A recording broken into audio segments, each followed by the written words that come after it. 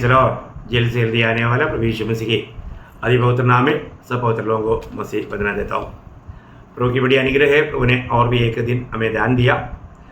हमें जो भी दिन मिलता है वो दिन का सच्चा उपयोग हमें करना चाहिए। और सच्चा उपयोग कब होता? जब हम प्रभु के साथ बिताता या प्रभु का वचन ध्यान करते हुए हम समय बिताता। ये सब हमारा लाभ की बात है, आनंदता का लाभ की बात है। और हमारा ये छोटा सा जीवन में हमेशा आनंदता का तैयारी में बना रहना, ये एक सच्चा आत्मिक ज्ञानी बुद्धिमान व्यक्ति का चिन्ह है। तो मैं प्रभु को धन्यवाद देता हूँ। आज भी आप लोग ये संदेश सुन रहे हैं, आपके जीवन के लिए ये बहुत लाभदायक रहेगा। तो कल हम लोगों ने मतलब बयान नहीं कर सकता ऐसा 3 संपत्ति हमारे पास है, वो संपत्ति के बारे में हम देख रहा था। 3 संपत्ति पहले हमने देखा जो बयान नहीं कर सकता ऐसा दान है ना, मतलब वो बहुत बड़ी बात है ना। दूसरा कुरिन्दी 9 अध्याय का 15 वचन क्या लिखा है? मतलब परमेश्वर का उसके उस दान के लिए जो वर्णन से बाहर है, वर्णन से बाहर का बड़ा दान, उसके लिए धन्यवाद हो। उस वर्णन से बाहर का वो दान का बारे में हम लोगों ने कल 3 बात देखा। मैं आपको बोला था उसमें 7 दान का बारे में आपको बताऊंगा। उसमें हमने 3 दान का बारे में देखा। एक दान है प्रभु यीशु मसीह। यीशु मसीह के बारे में आप बोलेगा तो वर्णन से बाहर है वो, है ना। पिता ने अपना एकलौता पुत्र को हमारे लिए दिया, हमें नरक में जाने से बचाकर आनंद जीवन पा करके स्वर्ग में मिलने के लिए। कितना श्रेष्ठ बात है ना, बहुत अनमोल बात है। तो दूसरा हमने देखा उद्धार। प्रभु ने हमें हमारा उद्धार किया। यह हमारे लिए असंभव था, प्रभु ने असंभव को संभव बनाया, क्योंकि प्रभु के लिए कोई काम असंभव नहीं। इसलिए प्रभु का हमारे ऊपर दया हुआ, प्रभु ने हमको उद्धार दिया। और तीसरा हमने ये देखा पवित्र आत्मा। पवित्र आत्मा का दान प्रभु ने हमें दिया। प्रयोग ये जीवन की यात्रा में उद्धार पाए हुए हर एक लोगों को पवित्र आत्मा पा करके, आत्मा का अगुवाई में जी करके प्रभु का महिमा करना हमारा कर्तव्य है। ये 3 दानों के बारे में हमने देखा। आज बाकी 4 दानों के बारे में मैं आपको बताऊंगा, बोला वो बात देखेंगे। इसके बाद जो मतलब हमारे पास का 2 दान का बारे में है वो भी आज जल्दी आपको बताएंगे। तो ये 4वां दान है कृपा दान, है ना। ये एफेसियों का पत्री 3 अध्याय उसका 7वां वचन। पर मैं परमेश्वर के अनुग्रह के उस दान के अनुसार जो उसकी सामर्थ्य से प्रभाव के अनुसार मुझे दिया गया। हाँ, देखिए परमेश्वर का अनुग्रह का दान, देखा अनुग्रह का दान। प्रियो ये बहुत बड़ी बात है। परमेश्वर का अनुग्रह का दान हम पर बहुत ऐसे उड़ेगा। आज आपको मालूम है अनुग्रह शब्द को बहुत से प्रकार का उसका अर्थ व्याप्ति बहुत बड़ा है ना। तो अनुग्रह से हमारा उद्धार हुआ है, मतलब हमें किसी भी प्रकार का योग्यता ना होते हुए प्रभु ने दिया हुआ एक बहुत बड़ा दान है अनुग्रह। अनुग्रह का दान आपको मालूम है, हम जो कुछ भी है प्रभु का अनुग्रह से। 1 कुरिन्दी 15 अध्याय उसका 10 वचन में पौलुस ये बात का गवाही देता है। 1 कुरिन्दी 15 अध्याय का 10 वचन। परंतु मैं जो कुछ भी हूँ परमेश्वर के अनुग्रह से हूँ। उसका अनुग्रह जो मुझ पर हुआ वह व्यर्थ नहीं हुआ, परंतु मैंने उस सबसे बढ़कर परिश्रम भी किया, तो भी ये मेरी ओर से नहीं हुआ, परंतु परमेश्वर के अनुग्रह से जो मुझ पर था। देखा प्रियो कितना श्रेष्ठ बात है। पौलुस बोलता है मैं सबसे बढ़कर परिश्रम किया, परंतु मैंने नहीं किया। फिर कौन किया? प्रभु का अनुग्रह ही नहीं किया। ये बहुत बड़ी बात है। प्रभु अगर अनुग्रह नहीं देता तो हम ये काम नहीं कर सकता। प्रियो प्रभु का अनुग्रह हमसे ये काम करवाता। इसका मतलब हम लोगों को जो मिला हुआ, आपको मालूम है हम जो दे रहे हैं ना, ये सुसमाचार का नाम तक क्या मालूम है? अनुग्रह का सुसमाचार। देखिए अनुग्रह पाया हुआ हर एक लोगों के हाथ में एक सुसमाचार है, उसका नाम प्रेरितों काम 20 अध्याय का 24 वचन में इसलिए प्रेरित पौलुस गवाही देता है, परंतु मैं अपने प्राण को कुछ नहीं समझता कि उसे प्रिय जानूं, वरन यह कि मैं अपनी दौड़ को और उस सेवा को पूरी करूं जो मैंने परमेश्वर के अनुग्रह के सुसमाचार पर देखा, अनुग्रह के सुसमाचार पर गवाही देने के लिए प्रभु यीशु से पाई है। देखा हर एक उद्धार पाया हुआ, अनुग्रह से आपका उद्धार हुआ। और आज आप जो भी काम करता है वो अनुग्रह से कर पाता। प्रियो, प्रभु का अनुग्रह नहीं है तो आप कुछ नहीं कर सकता। बहुत बड़ी बात है। तो अभी यहाँ पर पौलुस गवाही दे रहा है कि प्रभु ने मुझको अनुग्रह का सुसमाचार सौंपा है, इसलिए मैं अपनी प्राण को भी अप्रिय जानता हूँ, क्योंकि सुसमाचार सुनाने वालों का प्राण को खतरा है। कभी भी विरोधी उन पर फूट पड़ सकता है, कई प्रकार का वादा आ सकता है। लेकिन पौलुस यहाँ पर बोलता है, मैं मेरा प्राण को कुछ नहीं समझता, मुझको प्रभु ने जो अनुग्रह का सुसमाचार दिया वो मैं लोगों तक पहुंचाऊं। इतना बड़ी बात है। आज आप उद्धार पाया हुआ व्यक्ति है, आपके पास ये अनुग्रह का सुसमाचार है। क्या आप इस वचन को दूसरे को देता है?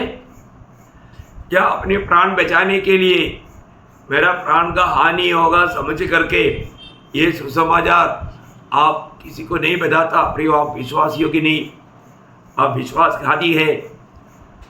प्रभु ने आप पर विश्वास करके आपको अनुग्रह का सुसमाचार आपके हाथ में दिया।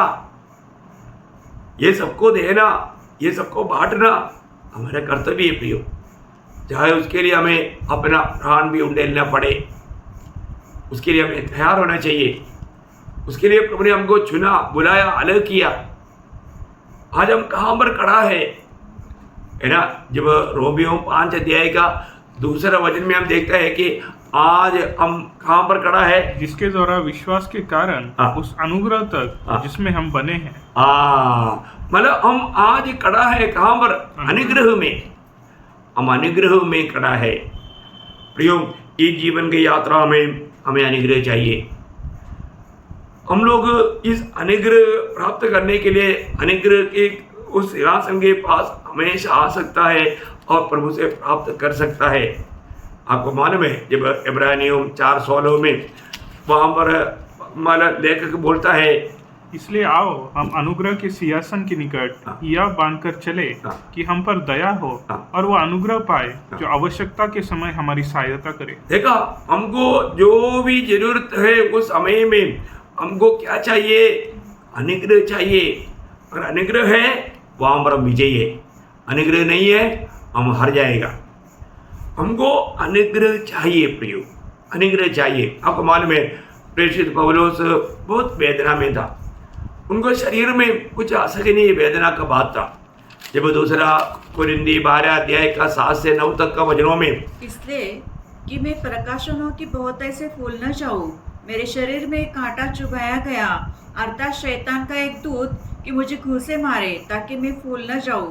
इसके विषय में मैंने प्रभु से 3 बार विनती की कि मुझसे ये दूर हो जाए, पर उसने मुझसे कहा, मेरा अनुग्रह तेरे लिए बहुत है, क्योंकि मेरी सामर्थ निर्बलता में सिद्ध होती है। कितनी बड़ी बात है प्रिय। आप देखिए, है ना, मानो प्रभु का दास को प्रभु बोलता है, पौलुस मेरे बेटे, मेरा अनुग्रह तेरे लिए काफी है। मैं तेरा एक कांटा निकालेगा तो तू मुझसे दूर हो जाएगा, मेरे लिए तो नष्ट हो जाएगा, परंतु तेरा बलहीनता में मैं अनुग्रह उंडेल करके तुझको सामर्थ्य दे करके मैं मेरी काम कराऊंगा। कितना अच्छा बात है प्रियो। हमारे जीवन में आज प्रभु का अनुग्रह हम व्यर्थ करता है क्या? आज अनुग्रह कौन व्यर्थ करता है मालूम है? जो अपने आप को अपनी धर्म के कामों में धर्मी बनना चाहता। ये बात गलातियों 5 अध्याय का 4 वचन में गिर गया हुआ कुछ लोगों के बारे में पौलुस गवाही देता है। तुम जो व्यवस्था के द्वारा धर्मी ठहरना चाहते हो, मसीह से अलग और अनुग्रह से गिर गए हो। देखा, अनुग्रह से गिर गया। प्रियो, कभी भी अनुग्रह से ना गिरे। आप उस अनुग्रह में बना रहना प्रियो, उस अनुग्रह में बना रहना। इतना नहीं, जब दूसरा तिमोथी 2 अध्याय उसका 1 वचन में तिमोथियुस को पौलुस बोलने वाला शब्द कितना अच्छा है। इसलिए हे मेरे पुत्र, हाँ। तू उस अनुग्रह से जो मसीह यीशु में है बलवंत हो जा। बलवंत हो जाओ, तुम उस अनुग्रह में बलवंत हो जाओ। दूसरा पत्रोस 3 अध्याय का 18 वचन में पत्रोस भी अपना पत्र समाप्त करने के समय में वो बताता है, पर हमारे प्रभु और उद्धारकर्ता यीशु मसीह के अनुग्रह और पहचान में बढ़ते जाओ। बढ़ते जाना प्रियो, अनुग्रह को नष्ट ना करे, अनुग्रह को व्यर्थ ना करे। कितना बड़ी बात है ना ये अनुग्रह। इसका मतलब क्या है? परमेश्वर मेरे लिए सब कुछ है, परमेश्वर मेरे लिए सब कुछ करता है, परमेश्वर मेरे लिए सब कुछ देता है। वो एक एक समय के अनुसार प्रभु मुझे मदद करता है। यह है अनुग्रह। कितना बड़ी बात है प्रियो, ये कितना बड़ा दान है। अनुग्रह पाए हुए लोग कितना धन्य लोग हैं। उद्धार पाए हुए, इस अनुग्रह पाए हुए, उस अनुग्रह में बना रहने वाले लोगों के लिए मैं प्रभु को बहुत धन्यवाद देता हूँ। 5वां बात अनंत जीवन है। प्रभु ने हमें दिया हुआ वो दान, वो अनंत जीवन है। जब रोमियो 6 अध्याय उसका 23 वचन, क्योंकि पाप की मजदूरी तो मृत्यु है, परंतु परमेश्वर का वरदान, परमेश्वर का वरदान, वरदान हमारे प्रभु यीशु मसीह में अनंत जीवन है। अनंत जीवन, अनंत जीवन। देखो कितना अनमोल बात है ना। ये अनंत जीवन का अर्थ आपको मालूम है क्या है? अनंत जीवन ये प्रभु का जीवन है। कोई भी सृष्टि में अनंत जीवन नहीं। हमारे में सब सृजा हुआ जीवन है, और जो प्रभु का जीवन अनंत जीवन है, उसका आदि भी नहीं अंत भी नहीं। वो जीवन सिर्फ मसीह में है। इसलिए यीशु मसीह ने यूहन्ना 14:6 में कहा ना, जीवन में ही हूँ, जीवन में ही हूँ, मतलब सत्य मार्ग और जीवन में ही हूँ। यीशु मसीह ही जीवन है। इसलिए यीशु मसीह ये दुनिया में हमें वो जीवन देने के लिए आया। जैसे अभी हमने यूहन्ना 3 अध्याय का 16 वचन में क्या पढ़ा था कि पिता ने हमसे इतना बड़ा प्रेम किया कि उसने अपने एकलौता पुत्र को हमें दे दिया, ताकि जो कि उस पर विश्वास करे वो नाश ना हो पर अनंत जीवन पाए। अनंत जीवन पाए, अनंत जीवन पाए, है ना। इसलिए उसका 3 अध्याय का तो उसका 36 वचन में क्या पढ़ता? पर जो पुत्र पर विश्वास करता है अनंत जीवन उसका है। देखा, उसका हवन किया। प्रियो, इस जीवन में जीते जीते हमें अनंत जीवन में जीना सीखना है। कई लोग सोचते हैं कि नहीं अनंत जीवन मरने के बाद मिलेगा। नहीं प्रियो, अभी मिलेगा। इस जीवन में उस अनंत जीवन पा करके उस जीवन से हमें जीना सीखना है। उस अनंत जीवन में तभी हम मसीह के रूह में मतलब बदल सकता और बढ़ सकता। बड़ी बात है, हर एक बहुत लोग जानना ये अनंत जीवन। मैं आपको बताना चाहता हूँ कौन मतलब इसको प्राप्त किया, जो भी विश्वास किया, है ना। जब यूहन्ना 5 अध्याय का 24 वचन में भी, मैं तुमसे सच सच कहता हूँ, जो मेरा वचन सुनकर मेरे भेजने वाले पर विश्वास करता है अनंत जीवन उसका है, और उस पर दंड की आज्ञा नहीं होती, परंतु वह मृत्यु से पार होकर जीवन में प्रवेश कर चुका है। करेगा नहीं, कर चुका है, भूतकाल बन गया। कितनी बड़ी बात है। प्रभु यीशु मसीह पर विश्वास करके पाप क्षमा पाया हुआ, उद्धार पाया हुआ, नया जन्म पाया हुआ सब लोग अनंत जीवन में प्रवेश कर चुके हैं। कैसे मालूम अनंत जीवन में प्रवेश कर चुका है? उसका चिन्ह क्या है ना। पहला यूहन्ना 3 अध्याय उसका 14-15 वचन थोड़ा ध्यान से पढ़ना। हम जानते हैं कि हम मृत्यु से पार होकर जीवन में पहुंचे हैं। देखो, हम जानते हैं बोलते हैं, कैसे जानते हैं? उसका चिन्ह क्या है आगे? क्योंकि हम भाइयों से प्रेम रखते हैं। देखा, हम भाइयों से प्रेम रखता। प्रियो, अगर आपके अंदर अभी भी किसी को नफरत कड़वाहट रखने वाला स्वभाव है तो वो व्यक्ति अभी तक अनंत जीवन को प्राप्त नहीं किया। उसका उद्धार हुआ करके नहीं बोल सकता। एक बहुत साफ बात है। अभी आप देखिए ना, अभी ज्योति होने के बावजूद भी बोलते हैं मेरे को दिखता नहीं। इसका मतलब क्या बात है? उसका आंख खराब है, उसका आंख खराब है। अरे ज्योति है, दिखता नहीं, इसका मतलब आंख खराब है। ऐसे बात है। जब आप प्रभु में होने के बावजूद भी और आप किसी से कड़वाहट, नफरत, गुस्सा रख करके जीवन बिताता है, प्रभु का वचन साफ कहता है आगे बढ़ना। जो प्रेम नहीं रखता हाँ। वह मृत्यु की दशा में रहता है। देखा, मृत्यु की दिशा में प्रेम नहीं रखने वाला। आगे, जो कोई अपने भाई से बैर रखता है देखा, बैर रखता है, वह हत्यारा है। देखा, हत्यारा, खूनी, वो कितना डेंजर पाप है प्रियो है। और तुम जानते हो हाँ। कि किसी हत्यारे में अनंत जीवन नहीं रहता। देखा, साफ बात हो गया। केवल हम जीवन पाया है, अनंत जीवन पाया है हमारे अंदर, हम किसी के प्रति नफरत, कड़वाहट नहीं रह सकता। प्रियो, हमारे दिल को परखो। अभी भी ठीक है, कई लोग हमको बहुत प्रकार का बदनाम करता है, निंदा करता, नुकसान करता, धोखा देता है ना, बहुत कुछ करता, परंतु हमें वो व्यक्ति के साथ ऐसा अनुभव नहीं होना चाहिए प्रियो। कई लोग सोचता है कि यार ये तो बोलने वाला भी ऐसे करता है करके। नहीं प्रियो, मेरा दिल आपने तो नहीं देखा। हमको उनके ऊपर तरस है प्रियो, ऐसे लोगों पर हमें तरस है कि वो लोग ऐसे क्यों करता है। हमको ऐसा बहुत से तिक्ता अनुभव आता है प्रियो सेवा में, लेकिन अभी भी हमारे दिल में उनके प्रति प्रेम है। हम उनके लिए अभी भी प्रार्थना करते हैं। प्रभु का वचन जो कहता है प्रियो, वो वचन प्रभु को जाना हुआ, प्रभु को पाया हुआ लोग जरूर करेगा। लेकिन जो व्यक्ति जिसको रोशनी नहीं मिला, वो तो दोष लगाना उनको तो काम ही है, वो आत्मा उस पर काम करता है। परंतु मैं आपको सच्चा दिल से बताता हूँ प्रियो, एक उधार पाए व्यक्ति, हमें कोई भी किसी प्रकार भी हमारे साथ करने दो, परंतु हम उसको नफरत नहीं करेगा, प्यार ही करेगा। उसको हम कभी भी दुश्मन नहीं समझेगा। कितना बड़ी बात है। कई लोगों का कई स्वभाव से हम मिल नहीं सकता, वो बात अलग है, परंतु हम हर एक लोगों को प्यार करेगा। देखिए, तो ये अनंत जीवन मुझ में होना जरूरी बात है। मैं उधार पाया है तो, और वो अनंत जीवन है करके कैसे मालूम?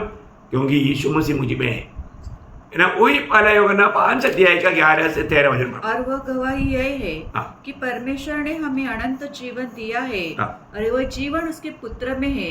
हाँ। जिसके पास पुत्र है, देखा, जिसके पास पुत्र है उसके पास जीवन है, उसके पास जीवन है। और जिसके पास परमेश्वर का पुत्र नहीं, हाँ। उसके पास जीवन भी नहीं है। इसका मतलब मुझ में यीशु मसीह है कि नहीं, ये बात को परखना। और आगे, मैंने तुम्हें जो परमेश्वर के पुत्र के नाम पर विश्वास करते हो, हाँ। इसलिए लिखा है कि तुम जानो कि अनंत जीवन तुम्हारा है। देखा, तुम्हारा है मतलब तुम्हें मिल चुका है। इसलिए ना, जब दूसरा कोरिन्थियों 13 अध्याय का 5 वचन में पौलुस बोलता है ना, तो अपने आप को परखो, तुम विश्वास में हो कि नहीं। विश्वास में है तो यीशु मसीह तुम में है, पक्की बात, बहुत श्रेष्ठ बात है ना प्रियो। तो पुत्र जहाँ पर है वहाँ पर आनंद जीवन है। तो आज मुझ में आनंद जीवन है कि नहीं, ये बात को जानना। तो प्रभु ने हमें आनंद जीवन दिया बोलेगा तो प्रभु का जीवन दिया। प्रभु का जीवन बनाया हुआ जीवन नहीं, बाकी सारे सृष्टि का जीवन बनाया हुआ जीवन है। मनुष्य का जीवन भी बनाया हुआ जीवन है, परंतु हमें जो मिलता है वो जीवन बनाया हुआ जीवन नहीं। इसलिए कोलोसियों 3:4 में लिखा है, हमारा जीवन मसीह जब प्रकट होगा हम भी उसके साथ प्रकट होगा। आज हमारा जीवन आज यीशु मसीह बन गया करके हमको अनुभव में लेना। यीशु मसीह हमारे में जी रहा है, और उस कितनी बार बोला, अब मैं नहीं मसीह मुझ में जीवित है, गलातियों 2:20 और फिलिपियों 1:21, मेरे लिए जीना मसीह मरना लाभ, मेरे लिए जीना मसीह मरना लाभ। कितना श्रेष्ठ बात है। आप देखिए, अपने आप को परखो। आज सच में मानो प्रभु मुझे अनंत जीवन दिया, वो अनंत जीवन मुझ में है कि नहीं, मैं उस जीवन से जी रहा है कि नहीं, वो जीवन मुझ में राज कर रहा है कि नहीं, ये बात को जानना। और 6वीं बात है, माना सेवकों, ये हमारे लिए दिया हुआ दान है ना। इफिसियों 4 अध्याय उसका 8 से 13 तक का वचन। इसलिए वह कहता है, वो ऊंचे पर चढ़ा और बंदियों को बांध ले गया और मनुष्य को दान दिए। मनुष्य को दान दिया, वो दान उसका 11 वचन से पढ़ो। उसने कुछ को प्रेरित नियुक्त करके और कुछ को भविष्यवक्ता नियुक्त करके और कुछ को सुसमाचार सुनाने वाले नियुक्त करके और कुछ को रखवाले और उपदेश नियुक्त करके दे दिया। क्यों दिया? आगे जिससे पवित्र लोग सिद्ध हो जाए और सेवा का काम किया जाए और मसीह की देह उन्नति पाए, जब तक कि हम सबके सब विश्वास और परमेश्वर के पुत्र की पहचान में एक न हो जाए और एक सिद्ध मनुष्य न बन जाए और मनुष्य के पूरे डील डौल तक न बढ़ जाए। प्रियो, इसके लिए ये सेवकाई दिया। इसका मतलब हर एक सेवकाई प्राप्त किया हुआ लोगों का कर्तव्य है प्रभु ने दिया हुआ लोगों को मसीहत में बढ़ाना, उन्हें सिद्ध करना। कितना बड़ी बात है। मैं उसको ज़्यादा विस्तार से बोलना नहीं चाहूँगा। आखिर 7वां बात भी मैं आपको बोलूँ कि जब याकूब 1 अध्याय उसका 17 वचन, याकूब 1 अध्याय का 17 वचन, लॉर्ड की, क्योंकि हर एक अच्छा वरदान और हर एक उत्तम दान ऊपर ही से है और ज्योतियों के पिता की ओर से मिलता है। देखिए, हर एक अच्छा दान, देखा इसका मतलब ये हर एक अच्छा दान ये प्रभु की ओर से हमें मिलता। हमारा प्रभु अच्छा है और उससे मिलने वाला हर एक दान भी अच्छा है ना। यीशु मसीह जब चेलों को सिखाने के टाइम पर बोला हुआ बात मत्ती के सुसमाचार उसका 7 अध्याय उसका 9 से 11 वचन पढ़ना। मत्ती उसका 7 अध्याय का 9 से 11। तुम में से ऐसा कौन मनुष्य है कि यदि उसका पुत्र उसे रोटी मांगे तो वह उसे पत्थर दे, या मछली मांगे तो उसे सांप दे? अतः जब तुम बुरे होकर अपने बच्चों को अच्छी वस्तुएं देना जानते हो तो तुम्हारा स्वर्गीय पिता अपने मांगने वालों को अच्छी वस्तु क्यों ना देगा? देखा, प्रभु अच्छा वस्तु भी हमें क्यों नहीं देगा। प्रियो, बहुत सुंदर बात है ना, है प्रभु अच्छा है और वो मांगने वालों को अच्छा चीजें देता है। इस दुनिया का पिता अपने बच्चों को अच्छा चीज देना जानता है और देता है, तो स्वर्गीय पिता उससे बढ़कर क्यों नहीं देगा। प्रियो, बहुत सुंदर बात है, बहुत सुंदर बात है। तो अभी हमने जो बयान नहीं कर सकता ऐसा दानों का बात 7 बात देखा। अभी बाकी दूसरा 2 बात जो बात मैं आपको बताया था वो है जो बयान नहीं कर सकता ऐसा आनंद है, वो एक बड़ा संपत्ति है। प्रियो, आनंद बड़ा एक संपत्ति है ना। जब 1 पत्रोस 1 अध्याय उसका 9 वचन पढ़ना। 1 पत्रोस 1 अध्याय 9 वचन। और अपने विश्वास का प्रतिफल अर्थात आत्माओं का उद्धार प्राप्त करते हो। 8 उससे तुम बिन देखे प्रेम रखते हो और अब तो उस पर बिन देखे भी विश्वास करके ऐसे आनंदित और मगन होते हो जो वर्णन से बाहर और महिमा से भरा हुआ है। 8 वचन है, हिंदी में 8 वचन, ओके, मलयालम में वो 9 वचन में, ओके सॉरी। तो मतलब जो वर्णन से बाहर आनंद, देखा कितना अनमोल बात है। पवित्र लोगों का आनंद वर्णन से बाहर है ना। हमेशा उस आनंद में उमड़ता। आपको सबको मालूम है आत्मा का फल में आनंद है। आत्मा जहाँ पर है वहाँ पर आनंद है ही है। लेकिन जब भजन संगीता में 4 अध्याय का 7 वचन में वहाँ पर एक बात लिखा, तूने मेरे मन में उससे कई अधिक आनंद भर दिया है। दुनिया में जो मिलने वाला बातों से कई अधिक आनंद भर दिया है जो उनको अन्न और दाखमधु की बढ़ती से होता था। कितना बड़ी बात है। इसका मतलब क्या है कि दुनिया से मिलने वाला करोड़ों रुपया मिल गया, आपको बहुत बड़ा दुनिया का आशीष के बात मिल गया, मोती मिल गया, हीरा मिल गया, जो भी मिल गया, उससे जो लोगों को मिलने वाला आनंद से बढ़कर आनंद प्रभु ने हमारा दिल में दिया। कितनी बड़ी बात है, बयान नहीं कर सकता इस उदार के आनंद, ये स्वर्गीय आनंद। हमेशा एक उदार पाया व्यक्ति आनंद में उमड़ता है, वो हमेशा एक अच्छा स्माइल फेस रहेगा उसका, वो दुखी नहीं रहता। कितना अनमोल बात है। वो अनुभव अपना है कि नहीं फर्क हो, मैं हमेशा प्रभु में आनंद रह पाता है क्या, है ना। आपको मालूम है जब इब्रानियों का पत्री 10 अध्याय 34 वचन में वहाँ पर विश्वासियों का अनुभव के बारे में बताते हुए पौलुस बोलता है, क्योंकि तुम कहते हो कि दुख में भी दुखी हुए और अपनी संपत्ति भी आनंद से लूट नहीं थी, देखा संपत्ति लोग लूट कर गया तो भी उनके पीछे जाकर के झगड़ा नहीं किया। पर तो आज का बहुत विश्वासी लोग हैं, जब घर में बंटवारा चलता है तो उसके पीछे लोग झगड़ा करता। देखो कितना दुखदायी बात है, वेदनाजनक बात है।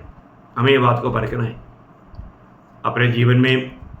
मतलब हम ऐसे बातों में झगड़ने वाला है क्या?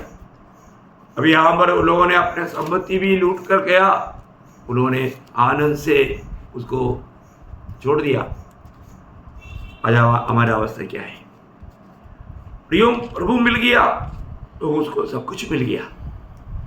सबसे बड़ा आनंद प्रभु ने हमारे दिल में दिया है।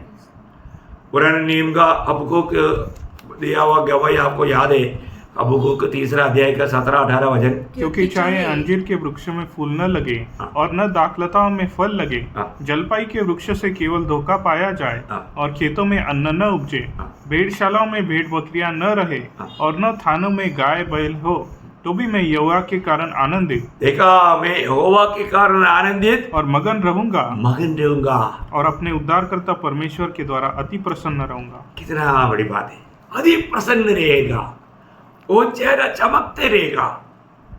प्रियो प्रभु के साथ सच्चा नाता जोड़ा हुआ भक्त का जीवन ऐसे रहता।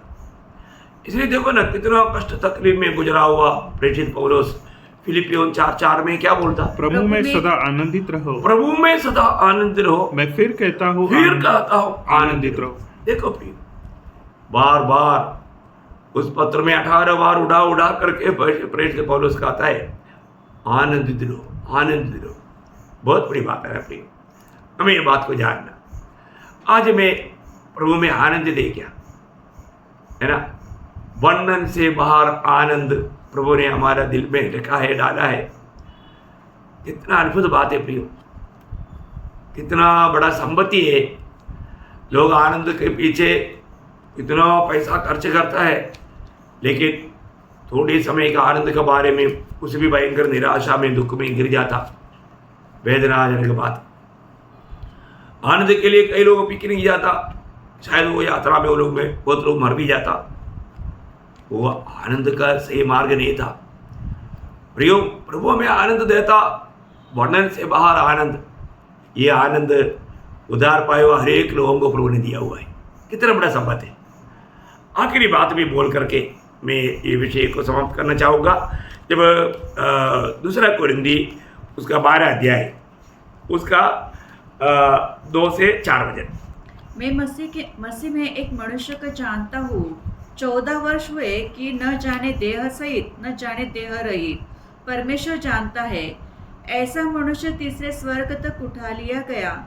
मैं ऐसे मनुष्य को जानता हूँ, न जाने देह सहित न जाने देह रहित, परमेश्वर ही जानता है, कि स्वर्ग लोक पर उठा ले गया और ऐसी बातें सुनी जो कहने की नहीं और जिसका मुंह पर लाना मनुष्य को उचित नहीं। प्रियो इतना अनोखा अनुभव के बारे में वो गवाही दे रहे हैं। तीसरा स्वर्ग तक उड़ा लिया गया। वो स्वर्ग का महनीय बातें उन्होंने अनुभव किया। बोलता है कि वो बयान नहीं कर सकता ऐसा अनुभव।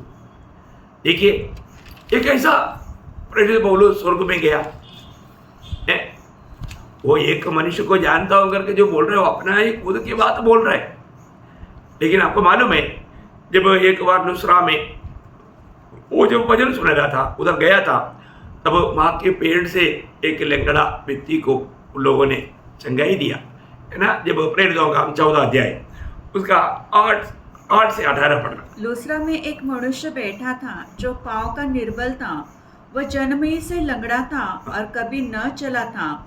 वह पौलुस को बातें करते सुना रहा था। पौलुस ने उसकी ओर टकटकी लगाकर देखा कि उसे चंगा हो जाने का विश्वास है और ऊंचे शब्द से कहा, अपने पांव के बल सीधा खड़ा हो। तब वह उछलकर चलने फिरने लगा। लोगों ने पौलुस का यह काम देखकर लुकानिया की भाषा में ऊंचे शब्द से कहा, देवता मनुष्य के रूप में होकर हमारे पास उतर आए हैं। उन्होंने बरनबास को जूस और पौलुस को हिरमेनेस कहा, क्योंकि वह बातें करने में मुख्य था।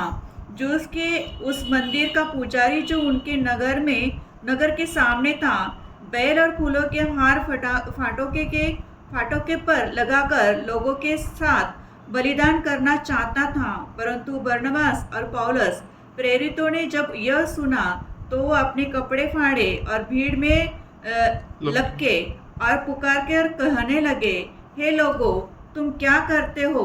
हम भी तो तुम्हारे समान दुख सुखी भोगी मनुष्य हैं और तुम्हें सुसमाचार सुनाते हैं कि तुम इन व्यर्थ वस्तुओं से अलग होकर जीवित परमेश्वर की ओर फिरो, जिसने स्वर्ग और पृथ्वी और समुद्र और जो कुछ उसमें है बनाया।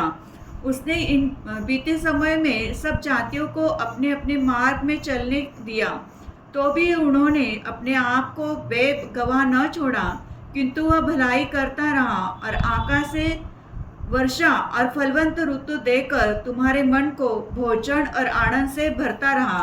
यह कहकर भी उन्होंने लोगों को बड़ी कठिनाई से रोका कि उन्हें उनके लिए बलिदान न करे। देखिए, यहाँ पर हम देखते हैं कि वहाँ पर ये व्यक्ति का चंगाई के कारण वो लोगों ने बोला कि परमेश्वर मनुष्य रूप में उतर आया है, देव मनुष्य रूप में आया बोल करके उनको पूजा करना चाहा।